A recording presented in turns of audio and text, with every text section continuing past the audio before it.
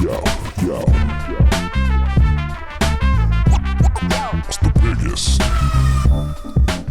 All right, welcome to the biggest podcast. I go by the name of Miguel Rockwell.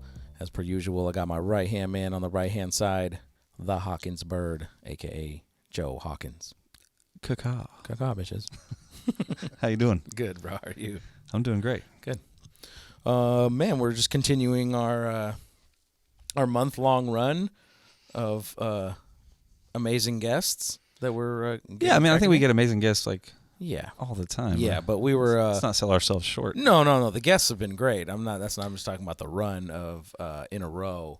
You know, we were always kind of a little lackadaisical, if you would. Well, yeah, we take time off, but we're doing a solid month, just back to back, Monday upon Monday recordings. Yeah, for sure. Yeah. You hearing that little pop? I thought I heard a little poppage, like some little cut-offage. Was it me? I don't know. I've been hearing it when somebody's Hey. Am I popping? No, it wasn't even a pop. It was more of like a cut, like a loss of audio, a drop. I didn't hear it. If you heard the noise floor go away, that's because there's a gate on here. Was it while you were talking? Oh, did you put that on? No, it's been on there. Where? I think it's in the Maserati plug. Got you. Okay. Well, fuck off, Maserati. You can mute that or whatever if you want, if you think it's going to be helpful. It's honestly not even a vocal plug-in. All right. Let's pretend that didn't happen. Got you. It's fine. What I was going to say was that I was gonna shout out our good friend Mayor Kraft and say thanks for helping us book some of these fine artists and guests that we have coming in through, and we started last week with Black Stacks, and yeah. So anyway, and tonight we have our illustrious guest here, who we've been wanting to get on for quite some time, over a year at least. I mean, yeah, we've been hemming and hawing, right? Thinking Hemming and hawing. I don't know. Is that okay? Is that a thing guys do? I think so.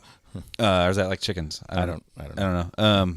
But we've wanted this guest. Yes, for sure. Yes. And so we've had his business partner here, and so anyway, let's cut the crap here and get right Drum to the roll. shit. Yeah, Drums, please. So we're glad to have Elan Wright here on the podcast. Yo. How you doing? How you man? doing? I'm Good. Yeah, thank you for having me. Yeah, for sure. It's been a long time coming. It has been a long time. Big fan. Yeah.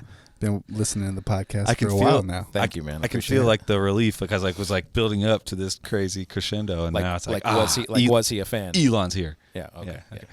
That's all good. Yeah. So we had the homie Nima Schemes on. It's been over a year now, probably a year and a half or so. Yeah, I think it's been like a couple. I think yeah. he was one of the first interviews we did at this studio. I think it was he? pretty early on. Okay, I don't think so, but that's okay. That's cool. You probably it's not really important. We touched on a couple things about your career and your successes and highlights. Yeah. Briefly, you actually are. You've had your own drop already. A little clip of some music that you've done already on here before. I have. It was on the Nima episode. It was on the Nima episode. Yeah. Man, shout out Nima. That's Yeah. my boy. Yeah. He was bigging up the Danger That Radio. shit hard, Nima. Yeah. That shit hard, Nima. Yeah. Well, yeah, man. I guess you've been doing a lot of shit in the Seattle community, especially as of the last 5 years or so has been going super hard.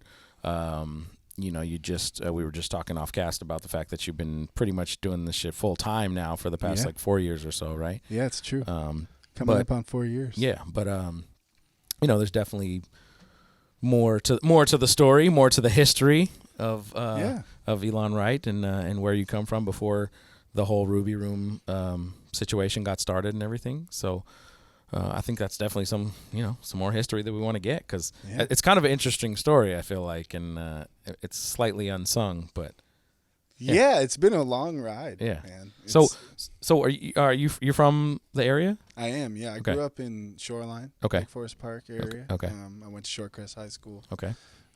Grew up in the north end of Seattle. Yeah. Sure. Hanging out in Magnuson Park and. Okay. Spodies at Magnuson and shit? Yeah, exactly. Okay. Shorecrest. Keggers? Yeah. Yep. Go Scots. Yeah. Okay. Go Scots. And then, Yeah, like what was your first, encounters with music or doing your own music? Did you play an instrument first? Yeah. So I grew up in the orchestra. Okay. I started on the violin, but I very quickly moved to the stand-up bass. Okay. Upright. I don't know. Seem a little quiet. Sorry. It's all good. I'm a soft-spoken dude. That's good. Yeah, That's that's way better now. Sorry about that. No, It's all good. You're good. Okay. Yeah, so I spent the majority of my formative years in the orchestra on the upright bass. Mm-hmm. And then in around 7th grade, moved into jazz band. And then sometime around then, picked up a guitar and just kind of started playing in bands. Nice. I grew up around a lot of other musicians at the Seattle Drum School up in kind of North Seattle. Yeah, 15th and 15th. and 130th. 130th? Yeah. About No, it's by the 125th. Brown Bear. It's Yeah. 125th before it bends onto Roosevelt and curves up. So I spent a lot of time there jamming with our other artists, and that was when I was in middle school. And then from there on, I was just playing in bands, and into high school, I ended up joining a band that was kind of popping, and they were called Danger Radio, and so they were already doing stuff. Yeah, They were already a band. They're from Edmonds. Okay. Yeah. And they were already like kind of doing good things. Like they were already doing lots of shows and getting Yeah, some and buzz like or what? locally getting some buzz. Okay. And they put out a really dope project. Before you joined. Yes. Okay. And how'd you get connected with them? They lost a member or something? they lost a member. They were looking for people to try out. I was playing bands in like another group or playing shows. Sorry. Mm-hmm. I was playing shows in another group, and they asked me to try out. So you tried out? Was it guitar or was it bass? Yeah, right? I play guitar. You play guitar? Yeah. Well, I thought I read somewhere that you played bass for Danger Radio. Is I that play guitar. okay? Well, excuse me. Play bass. No, it's all good. You were Correct. That is correcting because I'm pretty sure Nima said something about bass. Yeah, he got a couple facts. No, I'm just Oh kidding. yeah, that's right. Yeah. Elon said he was He definitely. said here I to set the graduated record in straight. 05. No? I graduated in 06. Oh, I'm a year younger. The than noise. that is huge. Yeah. No, it's shout out Nima. So, were there two guitarists or just one? Yeah, there were two guitarists. Okay, so were you rhythm or were you lead? I did like more of the lead stuff, I Okay. think. But yeah, I was, like I Eddie Van joined Halen on- solos and shit, or what? Not really. It was more funky, kind of jazzy, bluesy stuff. For sure. Yeah. Have you ever heard Danger Radio? Oh yeah. Oh, we've been jamming. Yeah, we did Good. some jams. So they were they already like signed to a major before you signed up? No, or- no. When I Okay. joined, I was about 15, and Gotcha. when I was 19, we signed with Atlantic. Okay, okay. so Yeah. you were fucking with them heavy for a long Yeah, time. yeah. No, these are my brothers. These are Gotcha. yeah. Sorry, I know I kind of downplayed the intro. Yeah. Because it really felt like that for me when I joined. Was like, oh yeah, I'm just kind of, popping on to play some songs. Right. But then we ended up, that was the first like 6 years of my music Right. life was touring with them. So how did Which- that go before you guys got signed? Like, you were just doing lots of local shows, or were you guys touring outside of Seattle already? My first tour, I was 17, so I was still in high school. Okay. I'm a little younger than the rest of them. Okay. But yeah, I took like 3 weeks off of high school Oh. so I could tour with them. Where'd you guys go? Down the West Coast. Okay. Into Arizona, Right. And then from there, I started hitting the road. I spent most of the next 6 years just in a van. Really? Yeah. Okay. And then 2 years into that, we signed. We got into like a bus, got to do that for a while, but mostly van life. Yeah. Yeah. So, what? And you signed to Atlantic? Yeah. right? It was Photo Finish, but it was, through Atlantic. And where's Photo Finish out of? They're out of New York too. Okay. So But it was just like a subsidiary. Yeah. So they released like 303 and Okay. us and Gotcha. Envy on the Coast. And Okay. some bands, from Yeah. that 303 is era. pretty Yeah. popping. Like, Yeah, they're they huge, popped right? off. Yeah, Yeah. for sure. Okay. And so did Danger Radio. I mean, you're getting you're doing videos. Yeah, Little we bit had a good run. I mean, we were playing. I played Bumper Shoot in 2007. That's cool. So I was 19 then. Crazy. That was my first. I think I'd done 6 now. Six Six bumper shoots? Oh. Yeah, 6 bumper shoots. Oh, That's tight. light flex. Light flex. It's crazy. I mean, it's That's hella crazy. It's 12 years ago. Yeah. But something was mentioned to us about you getting on the Real World Yeah. with the group. Yeah. we did that. So what was that about? Was it like the whole band was on? Yeah. Was it yeah, like there's year an was that? episode, Real World Brooklyn. I don't remember the episode, but yeah, they came to the show. So one of the guys was like aspiring to be a VJ, you know, like an MTV video jockey. Yeah. And so he started by interviewing people, and he had to connect with Atlantic, and we came into the office, and he like interviewed us, you know, and he knew some. Who was that? His name was Chet. Chet from Real World Brooklyn. Shout out World Chet. Brooklyn, He was Chet. nice to us. Okay. But he interviewed us, and then he came to the concert with a couple people from the show. And then after the show, they invited us back. To the house? Yeah. Oh, shit. Yeah. So, I was actually not 21 at the time. Nice. And I remember I faked my, they had me sign the release waiver. form? Yeah. Yeah, and I was really like concerned that they were going to care if I like drank. Right. So I changed my birthday. Nice. And they were like, okay, great. Now can we see your ID? Mm-hmm. And I was like, well, sure. You know, my ID says my birthday, so I'm screwed. So I was like, oh, wait, can I get that back? Like, oh, I forgot. I messed that up. Oh, I forgot I'm not 21. I forgot my birthday. let me change this real quick. You know, so, but yeah, no, that was a really crazy time. That's funny. Shit was moving kind of fast. Like a really like mundane night, you know. We just kind of hung out around the house and like. How is it? Like how weird is it to have all those cameras on you? Though? Like how many different cameramen are there like at a time? Maybe 3 or 4. Yeah. Yeah, it was weird. I mean. Yeah.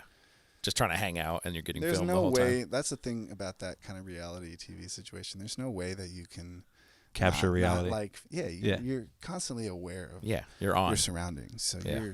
you're thinking in a different way than you would if there weren't cameras. It's almost like you're sitting around having drinks with a couple guys with microphone in your face. Exactly. Yeah.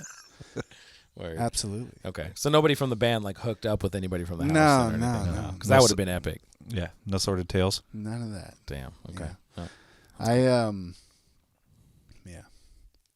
I threw up in the bathroom. Oh, okay. I took a bad shot. Oh, okay. So you had some drinks, even though you're. Yeah. No, and that wasn't like my, concern at the time. No. But yeah, it was a good time. Yeah. Sounds like it. Word. And so what happened? You guys just continued to do shows. You put out. How many projects did you put out with them? So when I joined, they just released a project called "The Difference Between Love and Envy," which they did with Casey Bates. Shout out Casey Bates, amazing record producer. Okay. From the area. From out here. Yeah. Okay. So I joined after that, and we released an EP called "Punch Your Lights Out," and then a full-length album through Photo Finish called "Used and Abused." Okay. And that was all under Atlantic. Yeah, and then after that, we released like a B-sides record. That was like 2010. Yeah, around that time. I also found you guys did a Christmas jam. Yeah. Yeah. So was that like for a compilation? Like was that like a yeah, it was something like MTV that. Rocks Your Fucking Yeah, Christmas? but that was fun because we did it with a girl, Catherine Klaus, who is just an awesome singer and a friend from high school, and somebody dope. that it's just like brings me back to that's an earlier time. That's her real name is Klaus. Yeah. No, Okay. I thought it was like Claus. I thought it was a Christmas thing. No. I thought it was like Catherine Claus. No. Gotcha. No, she's awesome. She's a phenomenal jazz singer. Dope. Yeah. So like before you got into this alternative Danger Radio, you did a lot of, you said orchestra. Yeah. But jazz, like you do all that, jazz, all the things. Yeah, rock. I started playing like pop rock and prog rock, and did some of the like, Mars Volta was like a huge influence for me when I was in high school. Okay. So I was really into like, when I started playing the guitar, it was less about the chords and more about the effects, like like making crazy sounds and shit like that. Right. But, that's kind of where I grew up and was playing instruments, and that's why I think me and Nima got together and worked so well, is because we both did that. He played drums. Right. I played guitar and bass. And we worked around the same computers, same software, and made beats together, doing exactly that. Right. So that's kind of where we got connected. So was the time that you and Nima connected? Was that shortly? Like, was that right towards the end of the Danger Radio scene, or like what was your progression from what happened with Danger Radio, and then what was the next thing? So, Danger Radio, we released a record. We toured for a while off that. The A&R at the label left. We had no representation. We got, you guys didn't have management? We had management. We didn't have any A&R at the label. At the label. Yeah. Okay. And they had the option to let us go after a project, and they exercised that. Yeah. Which is actually a blessing because I'd still be making pop punk. Right. To this day. Probably. Yeah. Well, that's actually what. Before we go to the next thing, that's one thing I was going to ask was, how into hip hop stuff were you like? Before then, yeah. I mean, I was making beats. I was rapping. since I was 14. Okay, so you were already definitely like influenced and into hip hop for Absolutely. Sure. Okay. Like what kind of stuff were you into kind of growing up? I mean, it was a lot of the West Coast, like the Dr. Dre, the Snoop Dogg, Eazy-E, Nate Dogg was a huge, just that voice and that everything. But really, yeah, like a lot of West Coast music. Word. Interesting. Okay. The funky shit. Yeah. The funky shit. Yeah. But you were making beats already, you said too. Yeah, I started making beats when I was around 15 years old. And what were you using? Logic. Okay. So you pretty much started on Logic and stayed there. Yeah, we're coming up on 17 years. Oh, damn. Okay. Have you ever dabbled with anything else? Yeah, I've learned, I learned Pro Tools in school. I learned Ableton recently because I'm teaching for the residency now. Right. And all the kids use Ableton. So, yeah, for sure. I have to learn how to drive a little bit. But I like Ableton. I learned a little bit of Fruity Loops, but I'm not like making beats in Fruity Loops. And then I also used Reason for a long time. Okay. Yeah. Sorry. I don't anymore. But you said you learned Pro Tools in school. What school was that? I went to the Art Institute. Okay. Yeah. Okay. So that was after Danger Radio? Danger Radio, yeah. Okay. So you were like... So my last tour with Danger Radio, we were with the Plain White Tees. Okay. Remember that band? Yeah, they're big. Yeah. And we played in Seattle like the night before my 21st birthday. And a couple of months after that, we kind of decided to go different ways. Okay. So it was just because like... No bad blood or anything like that. But just got let go from the label. And we just weren't feeling like making that type of music, Yeah. And we all had, those of us that wanted to pursue music, we had our paths and, we all stay in touch and we're good friends. Right. I love all those dudes. Are any of those other guys still doing stuff? Yeah. Okay. Yeah. Nico, the drummer, and one of the main writers, he's written for Bieber, he's out in L.A. and Finland. Yeah, he's Finnish. Okay. Shout out Nico. Tight. Shout out to Nico. No, that's my mentor, man. That guy like really inspired me and encouraged me to be a producer. Tight. So at the end of the whole Danger Radio run, we were living together for a little bit. And he was teaching me some shit, and that's really when I transitioned into production. Okay. So, yeah. Dope. And then you were doing that by yourself, just kind of like out of your place, or what? Where were you? Yeah. So I mean, all throughout high school and everything, I was recording my friends and like recording myself and having fun with it. But where were you recording? Just like raps, Just like at the house. Yeah. Okay. Just like me and my friends. Yeah. In high school, just fucking around. Right. Nothing serious. But I started really doing it for other artists to make songs when I was about 20. Okay. And I started at my older sister's basement, and then I moved into a place in the U District called the Dungeon. I lived there for probably 6 months, and then from there I went to a place called the Fire Station, and that was like the first like significant real shit spot. Okay. Yeah. Where was that? That was in the U District next to the fire station on like 50th. Okay. And it was a house, and I was with my homie Phil Harmonic. We were in a rap group called Superfire together. Okay. I don't know if you guys heard of Superfire, but no. Oh yeah. Check it out. What was your role in that? Producer, rapper. Okay. We both produced and rapped. Tight. Yeah. We might have to pull out some of these man, Elan verses. We got a thick catalog, yeah, for sure. Yeah, no, but that's actually how me and Nima met. Well, I read in an article, I was like City Arts or something, that you met Nima because you heard one of his beat tapes. And I was rapping. And you were going to rap to him. I rapped on one of his beats. That's the first way that we ever connected. Yeah, that's dope. I killed it too. It's a good verse. Nice. We're definitely got to drop that. We're dropping that right now. Yeah, you want to find it? I got you. Yeah. No, yeah. We'll put it in later, but yeah. Yeah. Cut it. It's there. It's already there. It's already there. It's dope. It's funny. It's hella funny because That was fire. That verse was fire. because like honestly, like Nima and I didn't meet till we were in our like early 20s, but he came from Bothell and I came from LFP, and we were like really close to each other, and there was so much overlap in our friend circles. Got you. And, like all this, it was just crazy that You didn't know each we other never already. met, but when we finally did, it was the homie Malcolm, and shout out Malcolm. They were going to Shoreline together, and he was like, "Yo, I'm recording with this dude," and like Nima came up to him and was like, "Let me give you some beats." Oh, I see.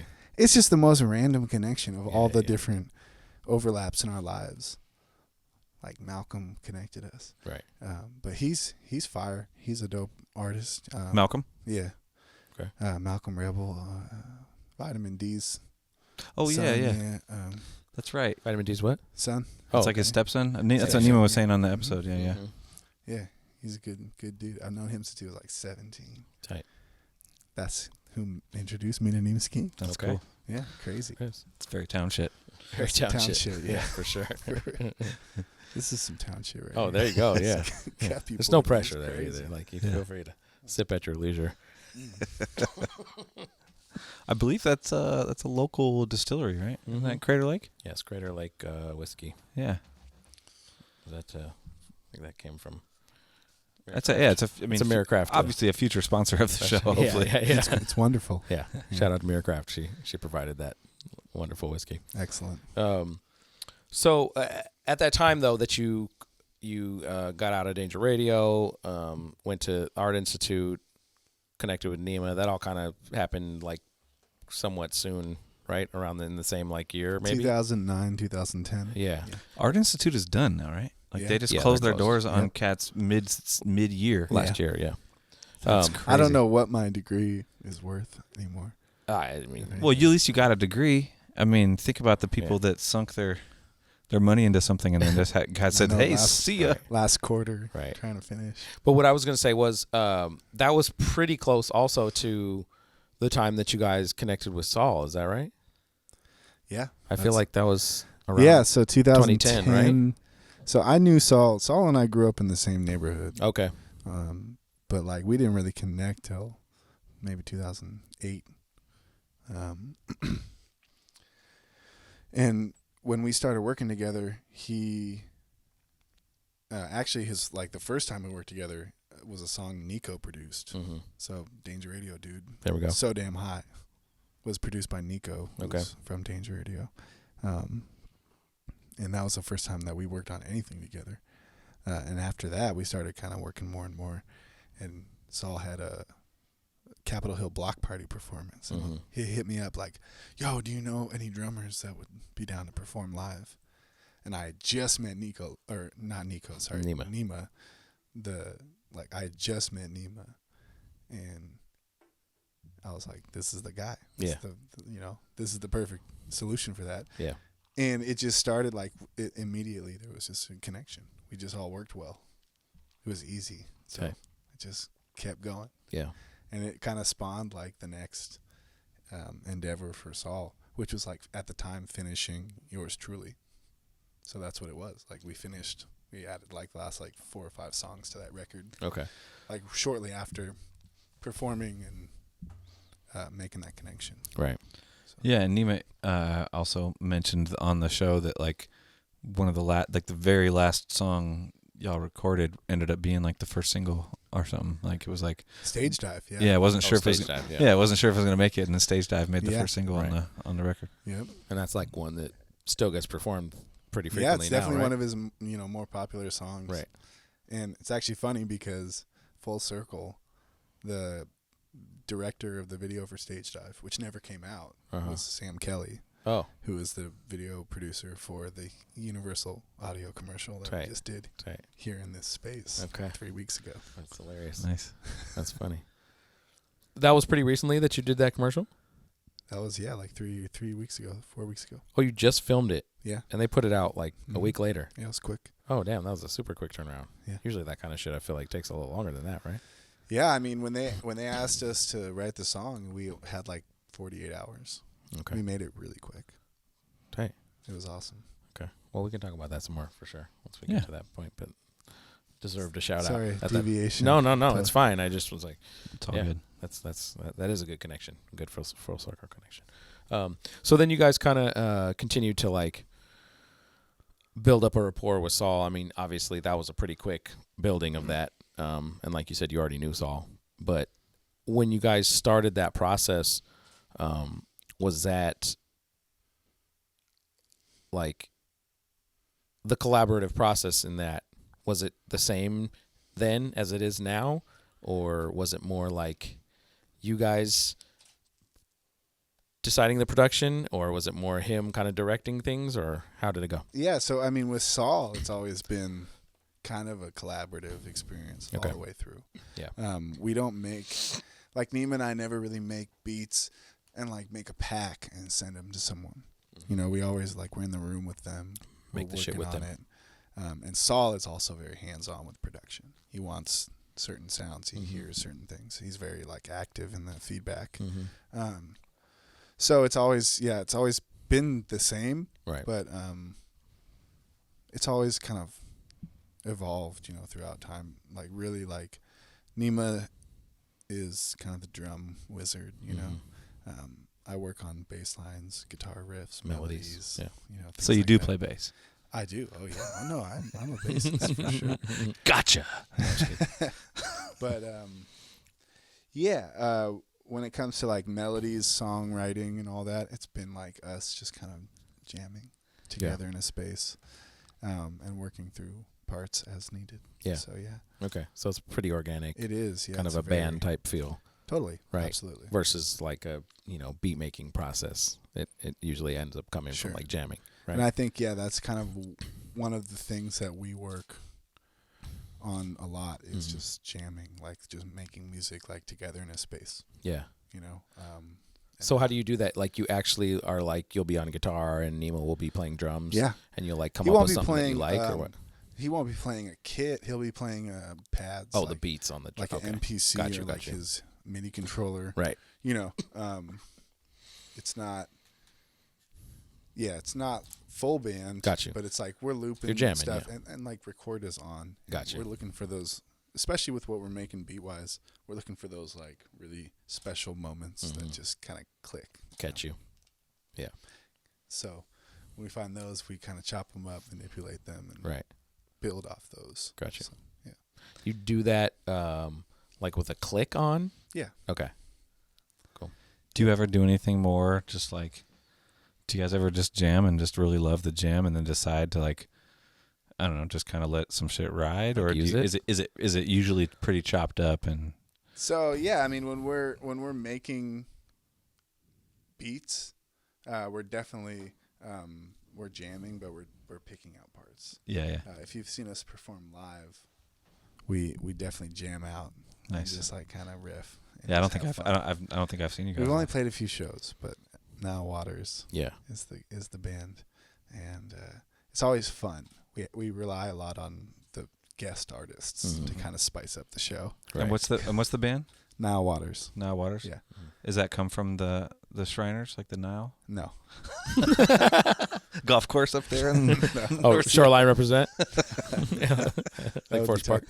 What is like that course? What is the Nile Waters represent? It's just it sounded like a cool name to us. Yeah. There's not a whole lot of meaning behind it. We were just like we're really both terrible at naming things. Yeah. So we're like I can never remember if it's Niles or Nile. The Nile Waters, which I think is cool because like it's kind of like the Nile river. Waters, like the river is right. like kind of where like life was created. Right. But it always reminds me also of like Nile Rodgers. Right. It sounds like a name. Right. But it's a place. Mm-hmm. And then and like there's 2 letters from each of our names in it. N-I and E-L. Nile. I don't know. Got you. Okay. That's like the obscure. Like if I need to justify it any further. That's what I pull out. Knee and L. Okay. Yeah, there's also I don't know. I had like a dumb joke and I forgot. I lost my train of thought. So let's just keep it pushing. Yeah, if you got to explain it, that's usually the death of the joke, right? Yeah, I mean, a lot of my jokes, die before they're said. Yeah. It's all good. It's all good. Word. So you guys doing that, the whole kind of initial time when you guys started working with Saul, that was kind of like the main focus at the time, right? Yeah. Yeah. Okay. Well, that's what I was gonna say. It was not a dumb joke. Okay. It was that you guys are also the Zillas. I mean, when you're with Saul, you're not Now Waters. You are the Zillas. That's absolutely right. Yes. So it's funny because our whole endeavor into like production and actually taking it seriously and making it kind of branding ourselves and being like the thing, it all came from Saul. Yeah. For sure. And I mean, we still work together to this day, and like we're very close. And a lot of that original, momentum came from that endeavor. Right. But I don't know. It never really felt forced or like it was. I don't know. It was just so natural for us. It seems like a pretty good it still is musical marriage. Yeah, and we just it just feels easy. Right. So we love it. Yeah. Right. That was also pretty close to the time that you guys started working with other artists though too, right? Like BFA kind of came in shortly thereafter, right? Yeah. And when we all met up, it was at the fire station in the U District. Oh, okay. And at the time, so I while I was in school, I was working at Pottery Barn. I was making like $9 an hour. Awesome. And Saul was actually the guy, I was recording my friends and he was like, hey, what if you just like charge people to do this? Charge $20 an hour. And so I did. And that was my first thing, was at the fire station. And that's how I met a lot of my, people I still work with to this day. Kung Fu Grip came through, Malcolm. Tons of artists. I mean, it was kind of the original space that we worked out of. And then eventually we moved into the Ruby Room. But before that, it was our apartment. The fire station. Yeah, the fire station. Oh, so this was an apartment, not a house. It was a house. It was a duplex. So it was like a split level. We had the top floor. So it was like 50th and what? 11th. Okay. So that's like just east of the fire station, right? Yeah.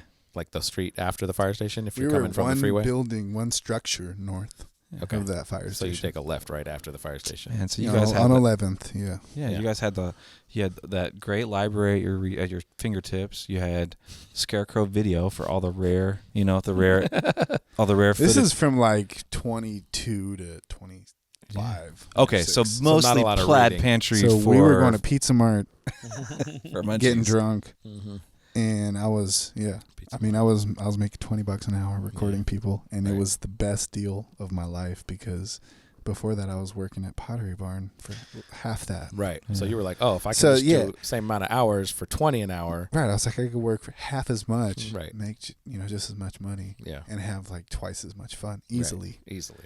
And I just did it, and it became.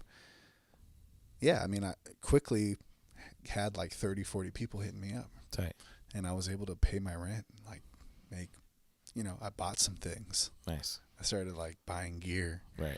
And that was when I was like, okay. Yeah. What were you like? What were you recording on? Like what mic did you have when you were just doing? The first like mic I bought was like a Bluebird. Okay. A great mic, by the way. A Bluebird. I got one of those. Baby blue powder thing. Oh, baby blue. Yeah. It's a nice mic. Not the baby, not to be confused with the baby bottle. Right, they're similar. They look the same, but it's a different shade of blue. Yeah, but they're both good mics. Yeah, it was a for great the price. It's great. And I had a Firebox, a PreSonus, nice Firewire interface because Firewire was the fastest. That was that shit. Yeah, that was like I didn't have for USB too. I never had a USB interface. Okay, it's always Firewire. Okay, you were up there. The Thunderbolt. Yeah. I used to have a had that quality. M-Audio. What's that M-Audio shit called? It was a USB one. I can't remember. Fire Solo or something. No. So it was always Fire. No, my shit was before even Fire. It was straight USB. Mm. It was the Fast Track Pro. No, ooh. Yeah. So, what about Superfire? Did you guys record on Fire? we had a PreSonus Firebox. Oh, okay, good. So you guys stayed true. Yeah, I mean we lived together. So me and Phil, we made records together. We played shows together. We lived together.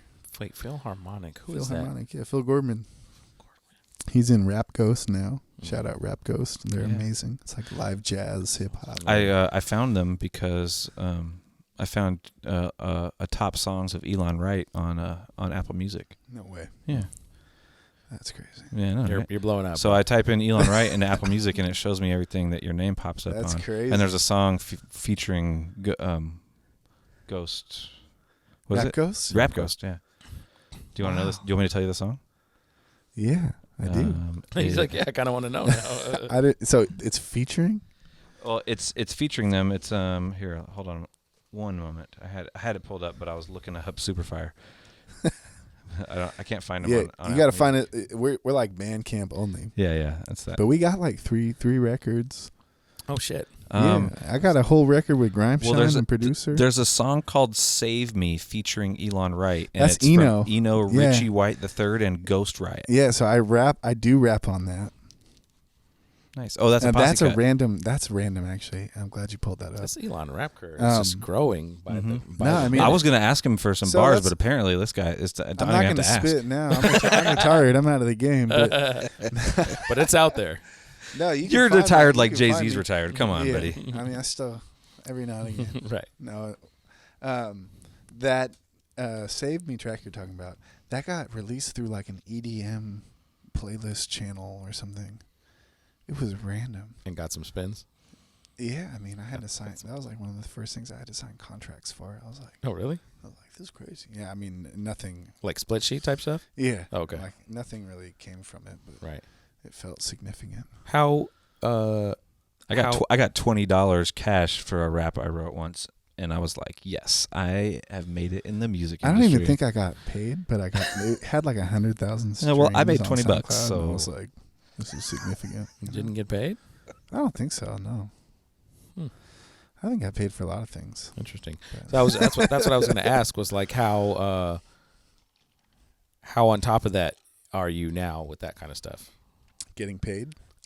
Just handling paperwork at the beginning. I mean, yeah, it's definitely a part of the world. You know? Right. We don't have any sort of management or anything like that. You know, we're kind of responsible for ourselves. Mm-hmm. So yeah, I'm definitely learning a lot about paperwork and business and invoicing. Right, because you guys are not only just recording people, but you're producing the fuck out of a lot of shit too. Yeah, and it gets a little. I mean, it's all homies until like you know. I mean, there's business involved. Right. You know? Especially with these artists that are like making moves. Right. Like we're looking at artists. I mean, and we're happy to be in that position where we're like working with people from the helping city them blow up. Yeah. Yeah, and then suddenly, all of a sudden, it's like these numbers are significant. Yeah. Like, and so what it comes down to is just being communicative and open and not like shying away from that, but also, you know, we try to be first and foremost friends with everybody that we work with. Oh, of course. That relationship is kind of takes priority, and then hopefully business goes well. Right. And it does most of the time. Right. You know. I feel you. It's always one of those things that's just a little awkward, right? It's like you're trying to be homies. Sometimes you're like starting a new friendship with somebody, and then you got to be like, yo, by the way, like, just in case, I want to have my shit written down here. So, like, you know, if you do. By the way, you owe me this money. Right. Yeah. Right.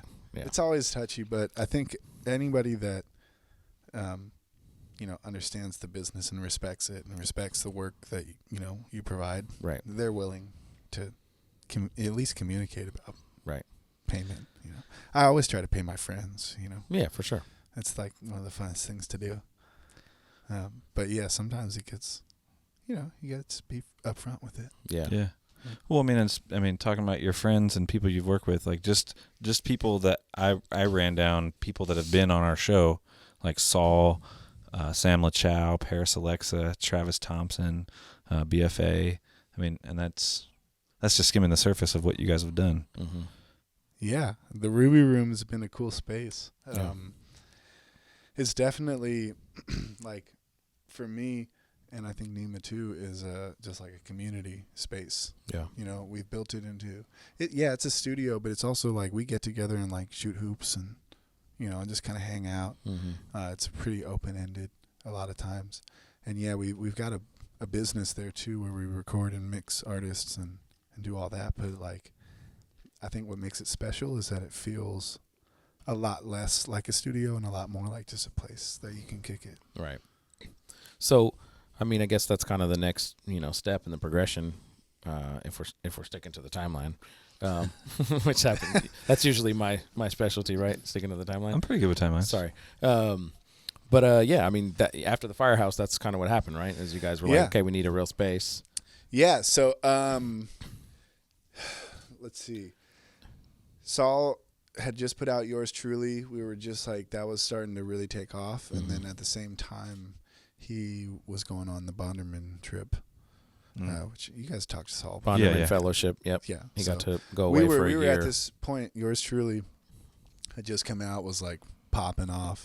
And he was really committed to taking that trip. And so, he took off. And in that space of time, Nima and I had just connected, made this what felt like a really important body of work together. Felt like something new was happening, as a relationship, creative relationship, and we wanted to just like challenge ourselves, like let's take it to the next level. So we started talking about finding a space to move into, and we started looking for options, and we came across this spot on Craigslist, right? Which happened to be, this is where Macklemore and Ryan Lewis recorded The Heist. Right. I recognize the space because I worked there during The Heist. Okay. Yeah, because you had a credit on The Heist, right? Yeah, I worked on 3 of the tracks on that. I played bass. Okay. Which songs? The 10,000 Hours, the Bon Bon Interlude, and Starting Over. Okay. Yeah, love that song, Starting Over. So how did you get connected with them? Ryan called me up, and I was actually working at the fire station. You already knew him? No. Oh. I didn't. It was actually a call, a number I didn't recognize, so I didn't answer it, and he left me a voicemail. It was like, classy. Hey, this is Ryan. Want to see if you want to play some bass? Hit me back. Yeah. So I went up there, and I had one session, and it went well. Played a couple songs, got to know him, talked to him a bit. They called me back for another one. I think I did 2 sessions with them. And how did Ryan? Do you know how Ryan heard of you, or through Saul? I'm sure. Okay. Oh, got you. I think like at the time, we were already doing shit. Yeah. We might have even played a show with them at that point because we played a few shows together. Okay. But yeah, he hit me up, and it went well. And this was like during like a little after the Versus EP, kind of around that era. This was like 2011, end of 2011. Okay. Or beginning of 2012. Yeah. Sometime around then. Yeah. Well, isn't that when The Heist dropped? The Heist dropped, what was it, October 2011 or 2012? 2011, I think. Yeah, I'm pretty sure. So it was summer of 2011. Got you. It was like near the end. Got you. Of the tracking, yeah. And I was just happy to be, hit up. I was a fan, You already yeah. Language in My World was like a top 10 record for me at the Okay, time. so you already like had been rocking. I was on that town shit. Oh, okay. Yeah. Yeah. I mean, Physics, Blue Scholars, like Grinch, like those were I was slapping that music, I was a big Atmosphere fan, too. Okay. Yeah. Dope. That was me like 18, 19. For sure. That was the rap I was listening to. Word. Yeah. So it was really cool to get called by Ryan. Yeah. Fuck yeah. And I just played the bass, just did it. I didn't think much of it. Right. And then a few months later, I was working at Amazon, working at AV, watching this record like pop off. Yeah. On my phone. Right. I was like, damn. Like, oh shit, I'm on there. Yeah. And then I remember I was still working there, and I saw Certified Platinum. I was like, emailed their manager. I was like, yo, can I get a plaque? What's up? Seriously. Shout out Zach. He's like, so I got a little plaque for the wall, and that was a really good feeling, I bet. It was great, moment, and super, I'm still in touch with both those guys. Yeah. Been working with Ryan off and on over the years, and I've been on actually every project of theirs since. So, yeah. Oh, you did? You have? Yeah. Oh, cool. Actually, I've ironically been on the first track of every one of their albums. Okay. Yeah. Interesting. Like best foot forward, I'm an intro guy. Yeah. Intro guy. I'm the intro man. Yeah. You wrap people in though. You get them. Yeah. Yeah. No, but they're awesome, and I remember being there and being like, yo, if you guys are moving out, let me know. And they're like, yeah, I'll get in line. And we found the spot on Craigslist, Nima and I. And I remember Nima emailed me and was like, yo, do you see this? And I was like, let's do it. And we got lucky, the guy, I called Ryan. I was like, put in a good word for us. Oh, I see. And I don't know, maybe it worked. Well, it did. It did, obviously. Yeah. I don't know if he actually called it. Right. But yeah, we got in there, and that was April of 2013. Yeah. So Saul was somewhere in Africa, yeah, I think at the time, and we were moving in, and he was going to be home in a couple months. And the first big project we took on at that space was the Eyes Open EP, which was the next Saul project. Right. So yeah. So when you moved in, I'm assuming they obviously took all their equipment, but like the room was treated somewhat, I'm assuming? No, it was just an open space. There was the booth. Okay. Ryan and his dad built it. Okay. And there was no sound treatment or anything, huh? No. No padding on the walls? Yeah, we brought all that They in. took that, or they didn't have they moved into a studio down on the waterfront. Right. But yeah, it's not a big space. No, I know. It was, they had like treatment like this on the walls. Yeah. That was, batting. Yeah. And a desk with some gear. Right. It was all very tight. Did they have the same setup with like where the control room is? Yeah. Okay. Same wall. Yeah. Where did you come up with the name Ruby Room for the guys that don't name stuff? The paint on the walls was dark red. Is it still? Yeah. And when it was Ryan and Ben's, it was yellow. Oh, it was? Yeah. Oh, so you guys painted it? No, Jeff did, the landlord. Oh, before you even moved in, he just happened to paint it. Yeah, and we thought about it. Again, we're really bad at naming things. But we thought about a couple things, What were they? The other one that was a contender was the canopy. Mm. We were going to put like some jungly stuff around. Themed. That's good. That could be like Rainforest Cafe. Yeah. That was kind of the fear, because it was going to be like a Rainforest Cafe spinoff. That's a good podcast name, though, the Canopy. Yeah. That's an alternate name for this one, since we're just like... Everything's under the canopy? Everything's under the canopy of like the Northwest scene, It's Maybe good. we should change our name. I know. As you can tell, we're really good at naming things, too. Yeah. Sorry, that's an inside joke. The whole name is an inside joke. That's why it's like kind of a, generic sounding name. The biggest podcast. The biggest podcast. It's just, it is what it is. It's good. Yeah. It's iconic. It actually goes back. You guys are legends. Yeah. Thanks, man. Sure. Seriously. No. It's like some of the most long-standing podcasts. Yeah. Well, that I know. Yeah. You tell me. It sounds like you're one of the 5 that listens. Yeah. So that's awesome. I'm glad you're here to get to share. Yeah. Holding it down. The energy is really high too. I'm feeling it. Like Right I now? feel like I just feel like you're so mellow that like you're mellowing us out. Like we kind of, we play off energy definitely for sure. Yeah. Like, we have had like we were just talking about, we had Def D and Law on, and Law has got some energy. Yeah. And so like we were definitely like, shout out Law. he's so my dude. he's the homie. Yeah. And that was but it was like, again, it's different dynamic with 2 guests as well. But but yeah, I just feel like this whole vibe, I'm feeling super NPR right now. I don't know why. Yeah. That's okay. Oh, do we need to Is cross it our the legs? lifted Yeah, leg? I think that's what it is. No, Lifted legs. I just noticed I do that when Lorenzo wants to take my picture because it makes me feel like super distinguished. yeah. Okay. So we need to title this episode like Elan Wright and then in parentheses lifted legs. I don't know. That has a different connotation. Okay. Like a dog peeing? It's like peeing on fire hydrants. Gotcha. Yeah, Okay. yeah. Oh, the firehouse, fire hydrant. Ooh, like the Far Side I see it. with the Fire fire station, hydrant yeah. peeing on the dog. Yeah. See, I flipped it. It always comes back to Far Side with you. Huh? Yep. Sorry, that's another inside dig. I gotcha. yeah, we're gonna edit this out because this is not good podcast. That's okay. I'm gonna take a drink of my drink. Go ahead.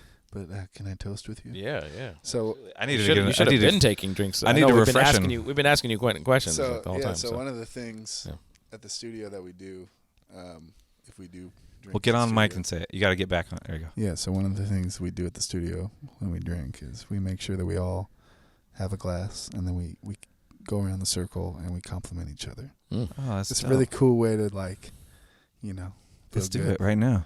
So yeah, you guys have a drink. Yeah, I got a drink.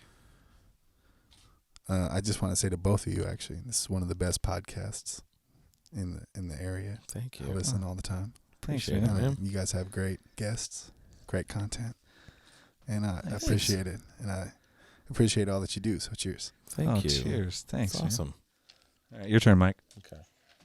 Now, should I be complimenting? Do I have to compliment you too? I think you have to compliment both of us. That's the whole thing. That's and rough. honestly, like, yeah. I got away with a 2-for-1. Yeah, that's fine. Let me see here. What can I say about you, Joe? Your sweatshirt. It looks really soft. No, that is actually a really awesome sweatshirt. But It looks really it's like cool. the Batman Seahawks. It's Batcam. Oh, that's Batcam. It's Cam Chancellor because he was called the Dark Knight, and so I got you. And so they made a hoodie called with Batcam. And shout out to Cam. Shout out to people who buy hoodies off Facebook. That's definitely you. Yep. Yeah. Well, let me just congratulate. That's your compliment then. It's like you are a very supportive guy. You support all of these. I support the arts. Small businesses and arts and entertainment, and especially local. Yeah, local for sure. Thanks. Okay, I'll take that. Yeah, you're a good guy, bro. Okay, you're laying it on a little thick. Compliment No, this guy. I'm serious. I'm serious. You are actually that guy. How are you going to follow this up? No. Let's see. What can I say about your sweatshirt? What does it say? Well, I can just say, aside from just what's in the room right now, I can say that I've definitely been a fan of your music and your work for quite a while. I really like a lot of the stuff that you guys do.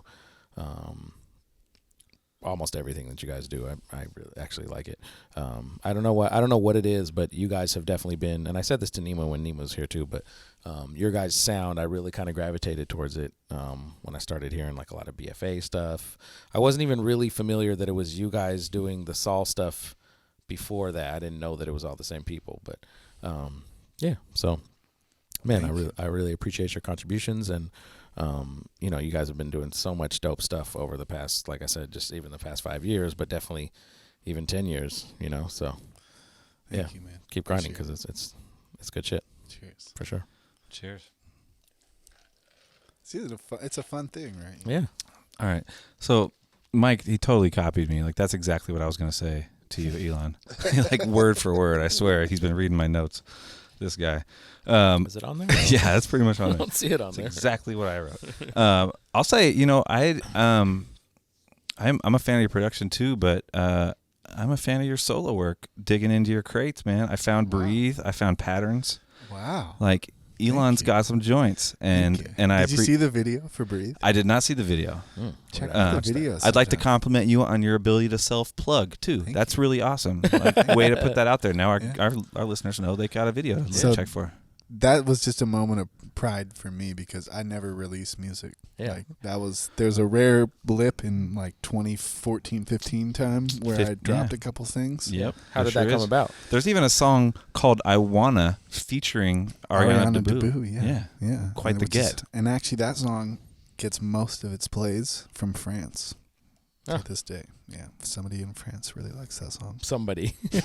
One person just plays it over and over. That's their song that saved their life. No, so Breathe was great. Can you narrow it down to where in France? Like, do you know I don't what know. city? I have to look. Is this just like Spotify or? Yeah, it was like SoundCloud stats or something. Spotify, something like that. So yeah, so how did that? Is it a project or is it just like a couple singles? The Elan Wright stuff? Yeah. It's just a few singles that I put out. Okay. I've always fantasized about putting out my own project, but it never is a priority. Right. I always end up working on something else. And so how did it happen? I had some time, I guess. And also I wanted my wife to think I was cool.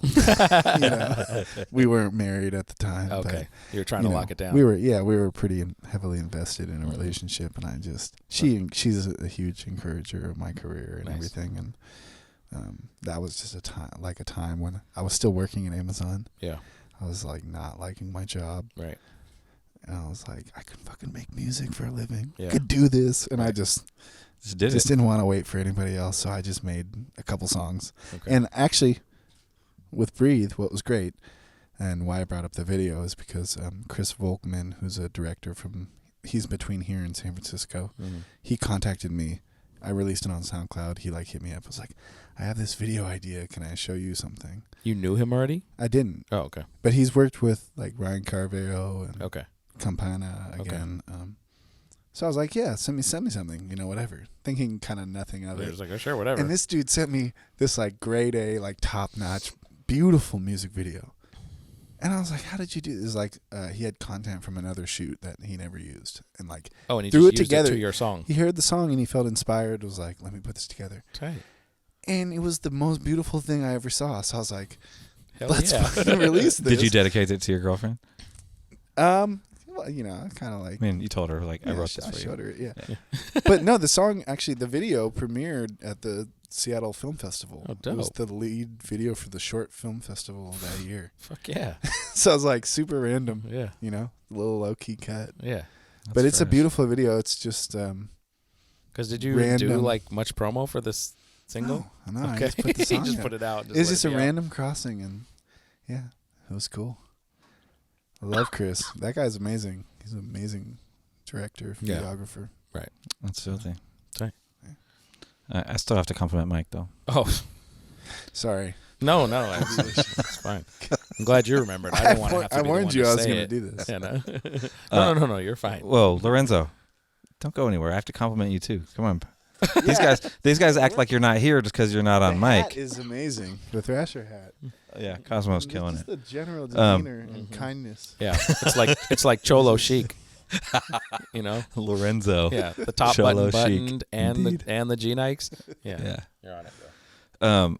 Yeah. So Miguel, speaking of Nikes, I really like those. I like those Jordans. Oh, thanks. The color scheme is reminiscent of the Miles Morales ones, but they're it's not. There's no white, or I guess there is just the midsole. Yeah, it's a really nice, clean midsole you got there. Thanks. And I just want you to know that there's nobody else I've ever co-hosted a podcast with. Thanks. I was trying to be funny. I don't know. You're doing a good job, though. Okay. You're doing great. I already complimented Elan on his joints. Lorenzo, yes. I think Mike coined the Cholo Chic. Mm-hmm. Yeah, definitely. It's definitely a thing. But no, Lorenzo does an amazing work.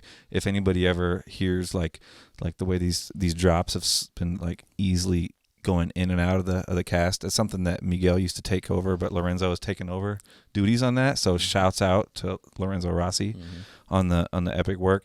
And his brother Cosmo over my shoulder is the king of keeping it real. Let me tell you, I could come in here with my usual bullshit, self-deprecating humor, and he will call me out on it. He'll be like, Joe, I will have no more of that. You're good enough. You're smart enough. And most people think you're all right. Straight up. That is very true. Yeah. He'll call me on my bullshit. And so you got to have people in your corner that'll tell you when you're being corny. And I appreciate you, Cosmo. Yeah. And, just to give another little shout out on that we don't really do enough. These fine young gentlemen here, the brothers Rossi. Yes. They have their own media company called Bad Habit Media. Check them out. And they specialize in reoccurring content for their clients. So if you're interested in reoccurring content on your IG or your YouTube, or maybe even if you still dabble in the Facebook, hey, hit these guys up. They'll help you come up with some dope ideas. And how is the Facebook space? I don't know. It's fine. It's very adult. Yeah, nice. There's another podcast I listened to, and they referred to it as the suburbs of the internet. Ooh, and I think that's really well put. Yeah, nice. All the soccer moms are on there. Well, it was all the moms and the grandmas and the aunties. Mm-hmm. You ever have one of those days and you log into Facebook and you have 20 likes and it's all from the same auntie? Because she just logged on and looked at your page and liked all your kids' pictures. I don't. Do you guys post your pictures of your kids Catching on Facebook? I rarely post anymore to Facebook. I separated my IG so it doesn't go straight to my personal Facebook. It goes to my your business, my fan page on yeah Facebook. And so now I would have to take a whole nother step and go and like physically do a separate post on Facebook just to post the shit. And most of the time actually, I'm just too lazy to do that. So I smell you. So man, I haven't had a Facebook for like 7 years. Oh, you just don't even have one? I don't even have one. But I will tell you right now, with the Nile Waters endeavor, I've learned you can't run a promo post through Instagram without an active Facebook. Right, we were discussing that. I had to reactivate it just to like. Yeah, I was talking that with my buddy Cosmo over here, and he didn't realize that IG had been acquired by Facebook. He didn't. So that's kind of wise that it's crazy. They are the same. They are the same beast. All those messages from my auntie and my grandma's, like 5 years worth. Oh, they all hit you. I activated the account and it was like, it was crazy. And I had to let it be online for like 2 weeks. Yeah. So I could run this promo on IG. Word. That's crazy. I had, for the longest time, I had my Facebook connected to like my Hotmail email. Mm-hmm. So like I never look at my Hotmail email. Oh, and it was just like all notifications. Yeah, it was just all notifications. Yahoo. Terrible. I had a Yahoo account. Yeah. I have Yahoo just for fantasy football. So if anybody wants to, lose at fantasy football, holler. Sorry, I'm just kidding. I suck. Okay, sorry. No more depth. I'm just good enough at fantasy football, Cosmo. I do just fine. Yeah. See, no more self-deprecation. Hey, right. Let's pause and get more drinks. That's what I was just about to say. Yeah. All right. Hey, so, I heard a story about you at Bumbershoot with the burning feet. Oh, the first time you played Bumbershoot. The first time you played Bumbershoot. Yeah, the first time with Saul. Yeah. Yeah. Yeah, that was terrible. That was the year I think Mac and Ryan were in the Key Arena headlining. Mm-hmm. And Saul got the opening. I think it was the opening spot. I guess I did see you play because I saw that show. Fountain Lawn. Okay, show. Not in the arena. Yeah. Not in the outside. Arena. Outside by the fountain. Yeah, just down at the bottom of the hill from the fountain. Yeah. And I had at the time I was playing shows without no shoes. That was my thing. I was really into it.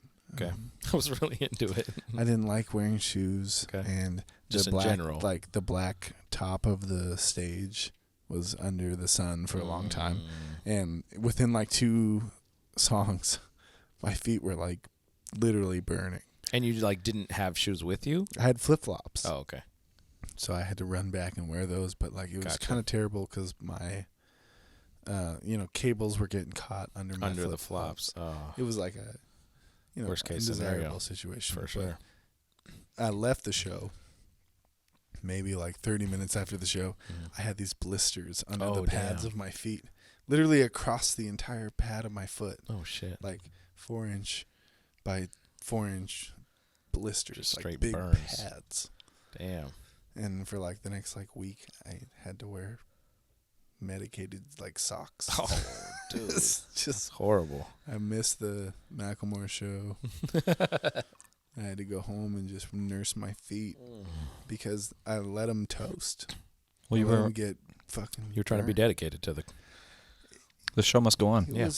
It didn't seem. Yeah, I don't know. Adrenaline, of course, in a funny way. You just you're jamming, and then all it didn't of a sudden seem you're as bad as it was. My feet are hot. Right. Yeah, but they got toasted. They got crispy. Really burnt. Yeah, it was bad. Shit. It was probably one of the worst. I've had blisters, on my hands and shit, but on my feet. Right. Walking. That's bad. Terrible. Man. So, you guys definitely continue to grow, with the Ruby Room. Started getting a lot more people. It seemed like it was a pretty kind of organic thing too, right? Is that true? Or, I mean, you weren't you didn't start promoting super hard and get all these people. It just kind of happened, yeah? We've never run any sort of promo. That's what I mean. At all. Yeah. I mean, it's been word of mouth forever. Right. And I guess that goes back to what I said earlier is we've always operated off of the community. Mm-hmm. It's not something that we are actively, we've never sought new clients out. Right. They just, people keep showing up and the opportunities change year over year. And the way that we work changes. And I think we keep getting better. But yeah, I mean, it's been, we've been fortunate to have a lot of really amazing people work with us. Well, that's what I was going to say is like, I mean, are you recording like hundreds of different people all the time and then there's just like this group that have happened to pop, or is it just that like it just happens to be that a good majority of the people that come through on a regular basis have ended up doing some pretty big shit? I mean, I think that we've been lucky because a lot of the people we've worked with have had good careers, but I think we are a part of that. Yeah. You know, but I think we've been lucky to provide a space, fortunate to provide a space where people can feel creative. Yeah. And offer a space to challenge people to be good, to be, you know, to make the best thing they've ever made. Right. And just like, it's about, I don't know, it's about the energy that we work. You know, I mean, it's that's what we work on. It's not about making like a great song. Right. There's no formula for the hit. It's just like about providing an environment where you feel comfortable to make good shit, like whatever you feel strongly about. Right. And then when we can tap into that, good things happen. And yeah, I mean, we've been fortunate. I really feel lucky because a lot of artists we've worked with have gone on to do great things. Yeah. And I think we've played a role, but I don't think we're like the reason. I think we've been able to create a space where people can be good, you know, make really good shit. Right. You know, I don't know how else to say that. No, I agree. I mean, I don't know. I feel like you guys definitely are a part of a lot of it though, because especially on the songs that you're like doing production for, you know, or I don't know, it just seems like there's definitely been somewhat of a sound, you know, that comes from a lot of the projects, or, you know, even if it's totally different artists, you know, there's like a little bit of a sound that's kind of like that Elan Nima sound. I think what's interesting for me when I listen to a lot of artists is like, you know, if I look at like a Saul to a Dave B to a Travis to a Paris Alexa, they all sound super different, but there's like a common thread. Yeah. And that is, I mean, I think it comes down to like the elements of music that we work with. Like there's always going to be like an electric bass or guitar or like break beat type drums, or, you know, something that kind of connects all those sounds together, but they're kind of represented differently. Yeah. Based on the artist and what they want, what they like, what makes them excited. But those ingredients it's like, you know, like a ravioli versus a dumpling. Yeah. You know, it's like the same shit, but like different cultures, different spices, different things. Well, make a different result. I think I pretty famously coined it, and it's super famous. Yeah, and it's pretty much become a thing around Seattle. I think everybody pretty much refers to it like this. But the trap drums and guitar strums. I know. I felt initially defensive. Did you? I was like, we're a lot more than that. I know. We do, but that is really Those are common elements, though. Those are. I mean, constantly. It's not. It doesn't define you. But and what's funny is what we've been doing is creating new ways for us, at least, to represent those things. Yeah. Like a big thing. What we do lately is like sampling ourselves. Okay. So we record ourselves and then we chop it up, manipulate it like it's on an MPC, and make something different. So it's the same like process for us, but we're like packaging it differently. It another step. But for some reason or another, it sounds, you know, like us. Sampling like the guitar. Yeah. Like we sample ourselves. Yeah. Right.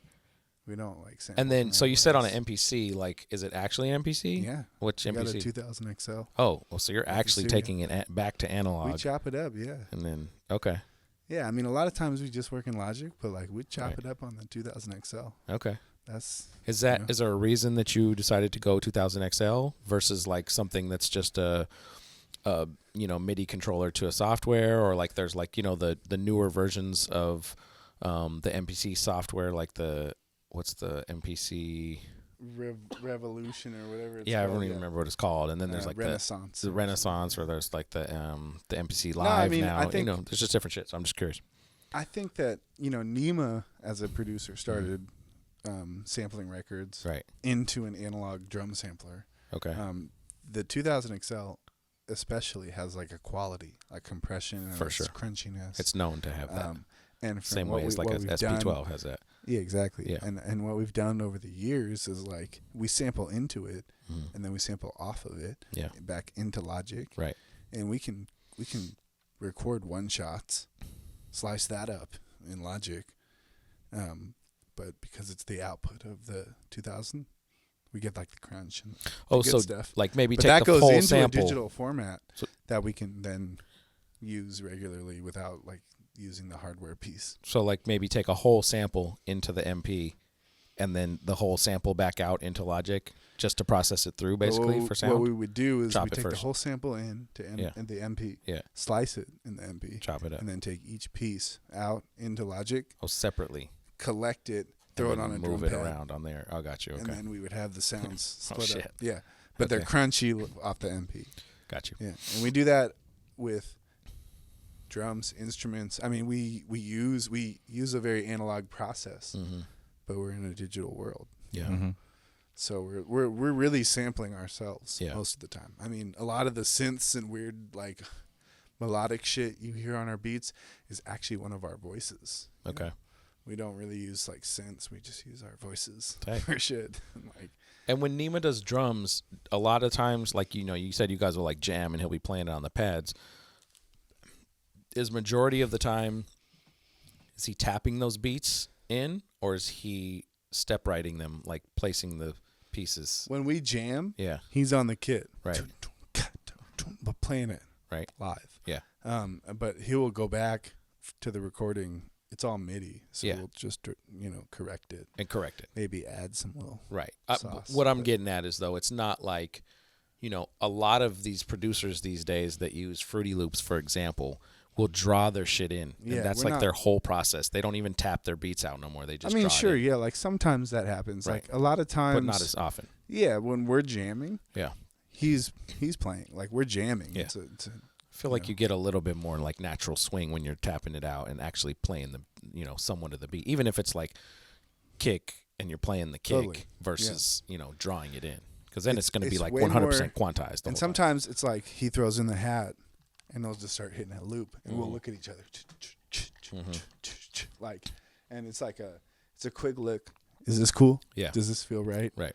And I'm either like, yep, or nah. I make a weird face. Yeah. The ultimate face is like the doo-doo face, like, ugh. we just found stank something. face. Yeah, exactly. Stank face is universal. But it's, it is really, it feels like we're jamming, and then we're just making sure the record button's on, capturing it, going back, and then arranging it. Yeah.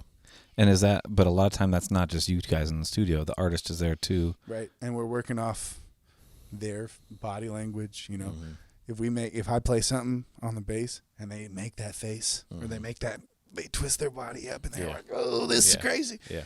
I work off that. You're like, I'm okay, like, okay, let's stick with this. Yeah. Because that's ultimately what, of course, we want them to feel like we're spazzing, we're making something crazy. Right. So I'm feeding off them. They're feeding off us. And then it's about keeping that energy up. For sure. It's not like a lot of times for us in the studio, we're trying to get the takes within an hour. Like we're making the beat. Like we're not coming back to this. That moment, that feeling that we're in right now, we're making this shit, So sometimes, obviously vocally, a lot of the time you come back to it. But if you can get it in the first hour, 2 hours, that's like the magic. And when it's easy to do that, those are always the best songs. Right, when they just come out hella quick. Ballin', like with Paris, which is her most popular song. Right. That shit took like an hour, period. The Like whole we song. made the beat and she was like, ooh. Yeah. And we just, it was boom, boom. It was, we knew in the moment it was happening. Ain't Gonna Stop Us All, same thing. Like 2020, these moments have always felt the most resistance free. Just boom, we're just through. We're making this song. They write themselves and sometimes, right? Those are the best feelings. Yeah. Yeah. sometimes you got to find it. But yeah. a lot of times when it's really good, Just it happens. just kind of goes. Yeah. Tight. It's dope. Like Just like this episode. Yeah, it's just pretty much the same thing. Just free flowing, man. It's so fucking easy. It's like a stream of consciousness. Really. yeah. It's like I'm not even. If you guys want me to shut up, just tell me. No, that wasn't a backhanded dig. See, I was just fucking people up here. Threw him off. Like this guy, he won't ever shut up. not at all. That's not what he That's not what I meant at all. Hey, listen, I've been really enjoying talking about this conversation. This is just but I gotta pee. Oh. You guys like Zoolander? Oh yeah. That's a Zoolander. So I guess we're kind of up to modern times now, right? I mean, fairly modern. Timeline. I mean, we're at the Ruby Room. We're making beats with Elan. We're getting the stank face from artists. What the good stank face, right? That's what we've already determined. Oh yeah, there's only one. So how did this ad come to be? This ad that you just talked about. Oh, the UA ad. UA is Universal Audio for anybody who doesn't know. Yeah. So Sam Kelly from All Is Well Productions hit us up. He's a video producer. So it turns out UA hires this company. Mm-hmm. They're based out of here. So a lot of companies, or a lot of commercials you'll see from UA are actually sourcing Seattle artists. So Chong the Nomad, Deep Sea Diver, Fly Moon Royalty, Ryan Carveo, and ourselves have all been part of the campaign effort, which is really cool. Greaves is a big UA supporter. So a lot of Seattle and town folk involved, which is really cool. But yeah, they hit us up. First looking for some artists to work with. I shot them a bunch of different people we worked with, we were excited about, and TJ and Paris were called out as some people they want to work with. Yeah. So we made a track. Right. They wanted some electric guitar and some bass, some drums. That's right up your alley. Easy. Yeah. Yeah, for us. I mean, it really came together pretty quickly and naturally. I mean, we really had a tight timeline too. We had like 48 hours to make it happen. Okay. So from when they first contacted you about it? They said we need a draft like now. Oh shit. And we came together and just made, we didn't try to force anything. We just made what felt right. So did you all come together, all four of you, and do it at one time, or did you and Nima come up with it first? So it was interesting. I was in the studio, and I just started with a little bass and guitar lick. I oftentimes throw some Nima drums into the session just to catch a vibe. Some previously made Nima drums? We got so many sessions. Yeah. So just grab some. Yeah, I'm like, last night, let me throw this in, just hear it. What, do you just bounce the drums? Yeah, we're just throwing it in the session. I mean, we got just import sounds in. I gotcha. And I'll hear it and be like, yep, okay. And then I'll send that to Nima, and he'll be like, yep, bet. Let me like freak this. Right. Sauce it up a little bit. And at the same time, I was sending to TJ Campana, and he likes to he listens in his car, but he spits on his Apple Watch. So he'll be like rapping into that. And then he sends me that. I throw it in the session. Yeah, so I threw that in the session, and I was in a session with Paris. Yeah. Because she was shooting for like the King 5. She did like a King 5 spot. So we're in the studio, and I'm like, yo. Right. We're like, when we're in the studio, there's like 4 songs happening, Something new, something that we got to do because of a deadline, some opportunity, and then like something random. I don't know. But this was like oh shit, like let's make this happen. And she heard the beat, and she was like, oh, I got something. It was so quick. It was crazy. It was quick. Yeah. And she actually spit a verse that was twice as long. I cut it in half, but I put it together like very, very quickly, and then sent off this like hodgepodge with like a rough beat, an Apple Watch vocal, Paris demo, And they were like, "This is crazy." Right. So we're like, "Let's get back together." We got back together the next day. Oh, he sent you the Apple Watch audio. Yeah, that was over I was him. mixing that in there. Yeah. And they were like, "No, this is the one." So we came back and he retracted. Yeah. Obviously. Because there's like music playing in the background. Yeah, but when you're over working shit, in right? that moment, it's like we couldn't meet up, but we could get the ideas together. Yeah, for sure. And so it's like if you have the ear, Mm-hmm. you can hear the potential of it, then we can work. See, I feel like this is the segue into us getting an Apple Watch sponsorship. That'd be tight. That's filthy. Okay, Yeah, let's do go it. Thanks, for it. thanks, Elan. Yeah, thanks, Apple. Apple. It's for podcasts. How do I sell this? Yeah. Apple. Mirrorcraft. If I say Apple, Yeah. it's sexy enough. Mirrorcraft, make that happen tomorrow. Somebody knows somebody. Yeah. Word. So you've been working with Campana, you said, since you moved into the Ruby Room or from even the fire station, right? Yeah. Okay. Campana was one of the first Ruby Room clients we had. And it's actually he pronounces it Campana? Yeah, Campana, Campana, Okay. interchangeable. Are they? Yeah. Okay. I mean, I asked him. Okay. That's kind of what I got. Because I know the word campana Yeah. in Spanish means bell. But I didn't which know what is Tyrone's last name. Got you. TJ. Got you. Okay. Yeah. Makes sense. So Campana, that's like Campana. that's like that. Campana is like, so when I say my name's Elan, a lot of people say, "Oh, hey, Eli, it's nice to meet you." And this is the same thing. Okay. Like, That's the same thing. I say Campana, they say, "Oh, Campana. Yeah. You know what I'm saying? Campana and them. I think Campana is Eventually, you just learn to accept it. Got you. That's part of it. It's like You have to. a potential Yeah. correct answer. Right. Got you. I was gonna say like Campana is like Mexico, and then Campana is like New Mexico. It's like Missouri. Yeah, that's what I was going to say. It's not New Mexico. In New Mexico, they would know how to say it, too. I was just doing the pronunciation joke. It's got you. That's just a bad reference. But All right, that's the best I could do in this. go ahead. What else you got? So it's like Miguel versus Michael. Sure. These are falling kind of short tonight. So. I thought that was pretty good. So you guys have, okay. So you talked about Paris. How did you guys get connected with Paris? Like, how did that kind of organically start? It was through Travis. Through Travis. Okay. Well, then And let's TJ. start with Travis then. Okay. Because that was kind of fairly early on in his glow up. Yeah, if and you it all will. actually comes back to TJ again. Really? Yet again. Yeah. Okay. TJ and Shelton, Tyler Dobbs. Okay. Those boys. Yeah. Okay. So TJ is Jake- connected with Jake. those two guys. Yeah, they're all connected. Okay. But yeah, I mean, we met Travis through TJ, I think, first, and then Travis brought Paris to the studio to sing a song called "The End of the World," I believe. Okay. So that was your introduction to Paris, was for that Travis song. Yeah, and I wasn't at Gotcha. the studio. It was a Nima session. Gotcha. And Nima texted me, "Yo, you gotta hear this girl. She's crazy."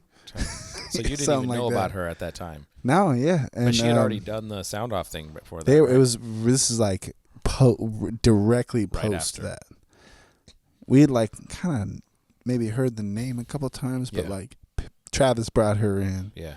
and Nima was like, "This girl's awesome." Tight. And I do a lot of vocal production, Mm-hmm. and so Nima hit me up and was like, "Yo, you gotta work with this girl. Yeah. She's crazy." Tight. And she was. I mean, she is. She's one of the most talented artists I've ever worked with. Tight. Period. And it was just one of those. Yeah, we connected. We harmonized together, and it was dope. The first song we made together was called "Trapped," which is this really moody. It was like a freestyle, like straight up. She was in the booth. I was playing the piano. And then after that, it was "Like Mariah," which is like a pop song, and probably one of the songs that like got Paris. Like people. That was the next thing you did, was that song, Mariah? Yeah, "Like Mariah." Yeah. Got you. But I met her and her parents at the Solstice Festival in Fremont, like 2015. She was like 17. Yeah. And yeah, it was just like her parents and like, I don't know, 20 other people in the crowd just dancing. And it was like me and my girlfriend at the time, my wife now. Yeah. And I walked up, I said, hey, I work at the Ruby Room. You probably met Nima. She's like, oh, this yeah, was like right that. after. Yeah. Okay. And I was like, yo, you should come up. We should work together, you know. That's literally how it happened. Tight. But we just connected, you know. Again, it's like, I mean, we work with a lot of people, and like every now and again, Travis, Saul, Paris, these Laze. Yeah. These are examples of people where it's like it connects. BFA. It's just like Sam LaChao. It's just like easy. We just make music, and it's like right. It doesn't feel forced. Yeah. It's just nice, and so we just do it. Yeah. As long as it feels good, we just keep doing it. Tight. So yeah. That's what it was with Paris. Word. And we're still making music. We got a lot of music coming out soon. Yeah, I mean that was definitely like a kind of a turning point. I feel like for her, right, when you guys worked on that EP, that was kind of like a new direction for her.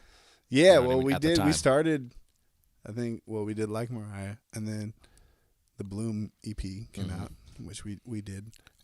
She recorded that with you too? Yeah, we mixed it. Right, but you didn't do the music for that. No, that was Antero and Upi. Right.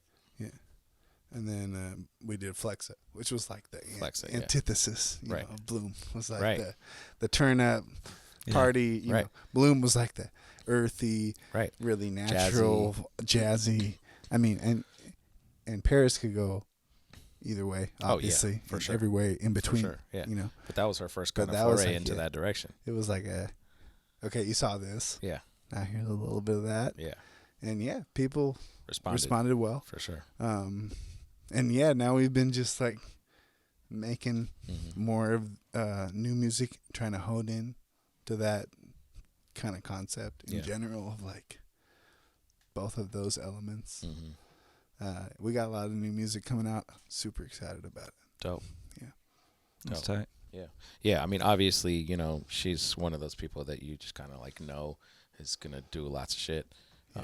She's amazing. She's awesome. But she's done even a lot more shit since we've had her on the podcast, which was like over a year ago. Yeah. Yeah. And, you know.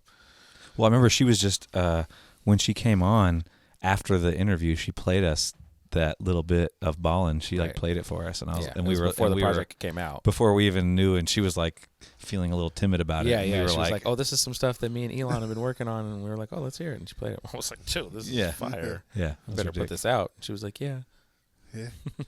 It's crazy, you know. Like you get a song like that, right? And it's fun, you know, obviously, but it was again such a natural, like effortless kind of process. Right. We were just in the moment. Right. And it's tight to see something like that work out. Yeah. But we're like, you know. So have you had like difficult sessions that turn into amazing music too? I mean, you talk about all these effortless things that have worked out and kismet and all that stuff, but like, have there been some rocky roads that have led to some pots of gold as well? Yeah. Yeah. Walk on Water. Yeah. Talk about that. You guys know the song?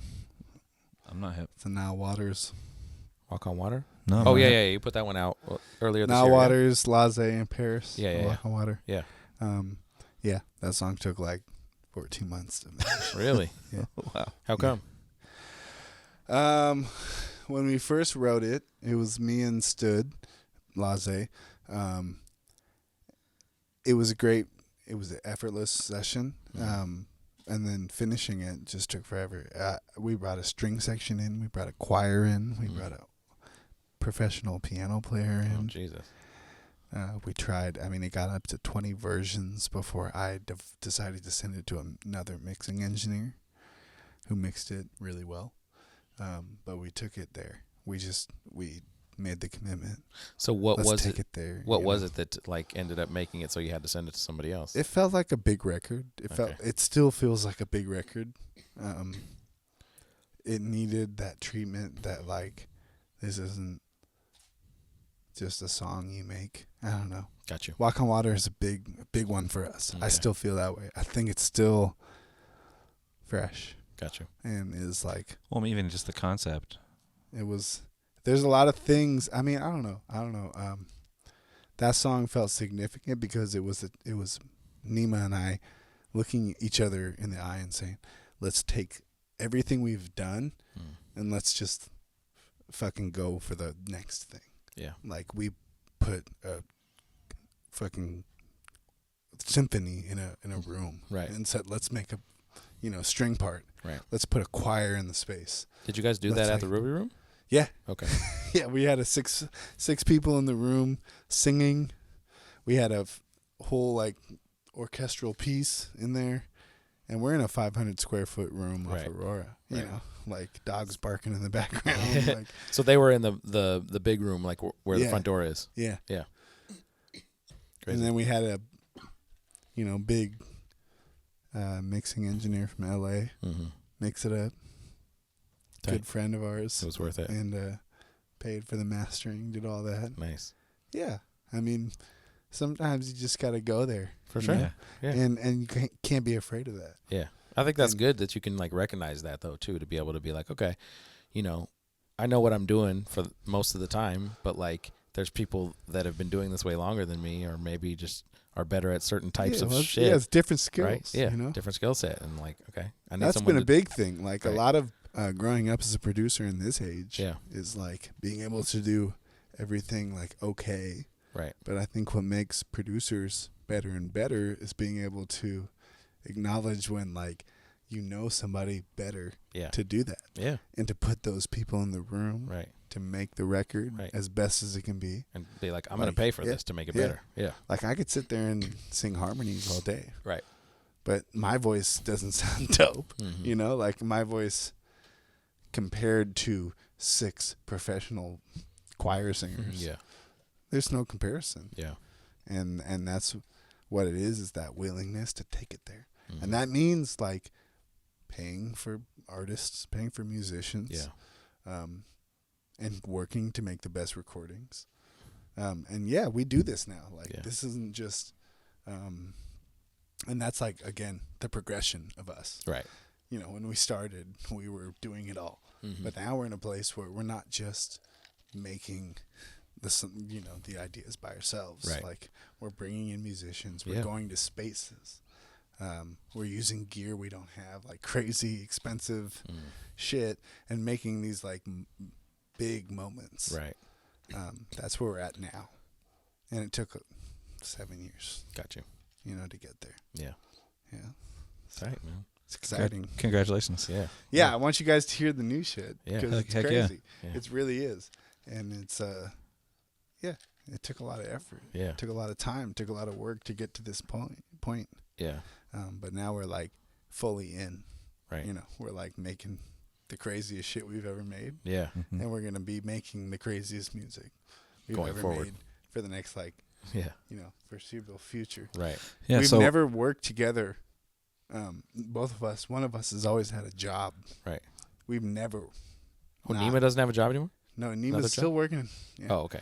But that's changing soon. Oh, tight. It's gonna be him and I full time, working full time, making music, making hit records together. That's dope. And we're gonna make some crazy shit. We already got a lot of crazy shit on deck.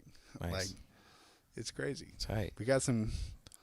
Yeah. That's dope. Yeah. What we talked about Paris. Obviously, she's like we said, she's gonna be doing a lot of shit. She's already done a lot of shit. In the past couple of years since we had Travis on this podcast, his career has like skyrocketed. Obviously, you guys were doing a lot of production for him pretty early on. Yeah. But have you been still doing a lot, or does he still record with you guys a lot? Yeah. Okay. Oh yeah, absolutely. You have like newer joints that you've been doing with him too? Travis's new record, Reckless Endangerment. Yeah. I think I got 10 out of 15. That you produced on? Co-produced or additional production I worked on. Oh, okay. I worked on 10 out of 15 of those. Oh, okay. See, I wasn't aware of that. I think, about the same. Okay. Oh, yeah. We're very heavily involved. Okay. I perform live with Travis I knew that, when I can. Right. I love performing with Travis. For sure. He's amazing. And, we got a lot of music coming up. Oh. I mean, we've got an endless supply of tunes. It's about just like making them. Well, and like you were talking about, you mentioned Laze, like she got signed too, right? Yeah. So we got a project with her coming out. Yeah, she signed last year with Warner. Oh, she did? Yeah, Oh, she yeah, signed as a major. writer. Yeah, as a songwriter. writer. Okay. Oh, okay, as Not a songwriter? artist. No. Okay. Oh, okay. I thought it was as an artist. Yeah. No, Yeah. as a writer. Before But I make no mistake, she got the hottest record of the year, straight up. I just Right. came from a mastering session for that. So, And her record sounds insane. okay. Like Crazy. song or album? Album. Oh, dope. Record. Nice. That's awesome. Classic. Full Something shit. that we're going to listen to for a long time. Straight up. Before awesome. I forget, I've been wanting to bring this up for the past 15 minutes or so, but I need you to just go ahead and make that introduction for us because we've been wanting to get her on for quite a while. Oh, yeah. But we don't Laze? Yeah. Yeah. Oh, So she'll come. no, Yeah, she'll come through. I figured she'd be down, but I was just like, Yeah. No, she's amazing. She's again, and she's been in the game. Misunderstood. She's on the Kung Fu record. That's how we met. Tight. The Kung Fu record produced by Keyboard Kid. Yeah. It's a gang of town shit involved right Hell here. yeah. Keyboard, Kung Fu, Misunderstood. But then after the first, what was it called? The festival down in Pioneer Square. Oh, Upstream. Yeah. Yeah, that's when we all connected. Got you. And then since then, it's just been over. Yeah. Nima and Laze got so many songs, so many records. Tight. And they're working with Kid Culture, who's working with like Skrillex, Justin Bieber, Dope. big names. Another town dude, shout out Kid Culture. Kid Culture. I don't even know, James yeah. on the board from Federal Way, R&B homie, Okay. classic, just genius. Fresh. Yeah, they're working on some We got to get hip crazy to these shit. people. You know, you're about to get hip to it when Laze's project comes out. Straight Yeah. up, like, Dope. no, it's insane. It's Okay. insane. Straight Right. up, like, yeah. That's exciting. Yeah. I'm a fan That's of her crazy. too. I remember because as Misunderstood, she had that song. She had another song with Paris, right? Didn't she have a feature? Hothead, yeah, they Yeah. did Hothead. They done Walk on Water. Right. We had a whole fucking project together. Yeah. She got the joint Straight on up, we She got did. the joint on Yeah. Travis's last Mhm. album, Yeah. right? Yep. Paris just did one with Xavier Omar. Yeah. Oh, That's Laze, right. Yeah, Laze got mobbing. Right. With which is- Sango, right? Yeah. Yeah, that's right. No, they're all killing it. They're both Yeah. killing it. They got so many good things. I mean, Laze and Paris are just phenomenal artists. Dope. That's Yeah. dope. Super fortunate to work with them. Super thankful. Yeah. What is there anything else that's really on the horizon that you want to let us in on? Man, last summer I started working at the residency, Okay. doing production teaching. Yeah. Something I'm super passionate about. Yeah. And thankful for the opportunity to teach young artists production and music. For sure. Something that as a young up and coming artist I didn't have Right. the opportunity. I didn't have the resource. Yeah. So trying to just give back to the community, do something positive for young artists, give them encouragement and the sense that the belief that they can do music or art for a living. Right. Trying to give them the resources to be successful, both as creative people and business people. Right. Because a lot of, I think I think a lot of weak areas in Seattle, particularly, are in the business side of music. There's a lot of There's so creativity. much good talent and creative people, Right. but not a lot of business sense. Yeah. So really trying to educate and give young artists that platform. Yeah. It's super important. So that's what I've been passionately pursuing, working with the residency and just making hit records with Nima and all of our friends. We just had Jace. Black Sex. Jace and shout out Felicia Jace. Yeah, last shout week. out So Jace. yeah. Love Jace, man. That's the that homie guy's from residency as well. super inspiring. Yeah. That guy really encourages me and Tight. Speaking of our OGs, there's a perfect example. Yeah. Right. Yeah, Jace. For sure. Jace has held it down for all of us. For sure. And we all love him. Tight, man. But yeah, man, this is a beautiful time for music. For sure. In the scene. And it's a time to, just watch and grow and learn and support. There's a lot of good collaboration coming out, I feel like, absolutely. right now. So I feel like the energy right now is really encouraging. There's a lot of people that just feel strongly and are passionate. Yeah. And are making good, strong, solid moves. Okay. You know. So yeah. Like coming on the biggest podcast. Yeah. There we go. Yeah. And revealing their It's a movement. biggest fears. I didn't get that. What's your biggest fear? My biggest fear is just to like not have like leave any mark. I think you've already left your mark. Leaving a mark, bro. Yeah. I hope so. Check that off. Yeah. Check that off the list. We'll see. That's done. Word, man. Well, shit, I think that's a good spot to wrap up. This has been dope to have you. I'm glad you finally got to come through, man. Thank you guys for having me, man. It's really been a blessing, and I love what you guys do for the town. Appreciate it, man. Thanks, man. Yeah. We love doing it. I think we consider it a privilege to be able to do this. For sure. So. Yeah. Cool. Where do you? I can speak for both of us, right? Yeah. Yeah. Sometimes. Most of the time. Yeah. Where can people hit you up, or check out new music, or contact you about Ruby Room shit? So you can always find me on Instagram. You can always find me on Instagram. Nice. Elan Wright. Twitter, Elan Wright. Yeah, I'm not out here trying to be super active on the internet, but yeah, I do appreciate all of the supporters and well-wishers. Yeah, so, a nice retweet is always fun. I always love a good retweet. So, is that the best place to contact you about studio stuff too? Yeah, I mean, you can hit me up on my email, rubyroomrecordings@gmail.com. All right, and now Nile Waters has its own IG as well, right? Yeah, Nile Waters Music. Oh, Nile Water Music. Nile Waters Music. That's right. Okay. Hit us up. Word. Show some love. Yeah, man. Well, thank you guys for tuning in. Yes, sir. I'm excited to hear some new shit. So let's get the fuck off this recording and sounds good. Get some secret snippets going on here. I got some slaps for you. All right, man. Well, for the biggest podcast, myself, Miguel Rockwell, Hawkins Bird. That's me. The Rossi brothers. That's them. And Elan Wright. Thanks for coming through, man. Don't know why I did that. We out. See ya. It's the biggest.